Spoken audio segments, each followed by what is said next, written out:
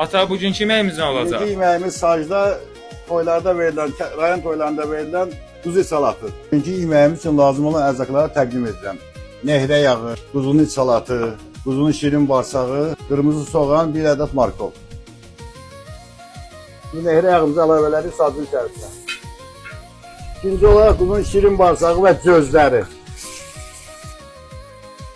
Artıq indi nə gözləri, o nə olan şeydir? Göz bağırsaqda olur, şirin bağırsağa yapışıq olur, göz deyirlər. Dədə babadan, mən də dəqiq bilmirəm, elə göz deyirlər. İlk dəfə səndən eşitdim. Göz İlk dəfə eşidənlər yorumda bildirsin. Göz. Ata izləyicilər sənin yeməkləri dadmaq üçün hara gəlməlidirlər? Bu yeməkləri dadmaq üçün Şamaxınkada Sofiya restoranına. Səhifədə əlaqə nömrəsi var. Səhifədə əlaqə nömrəmiz var. Bağırsaq, göz bişəndən sonra ciyərini əlavə edirik.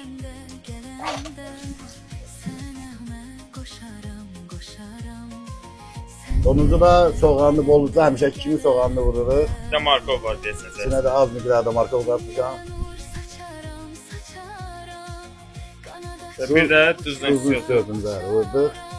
Artıq Pişməyə neçə dəqiqəyə hazır? 15-20 dəqiqəyə hazırdır. Belə yeməklərdən ötürü durun yanına ayağına.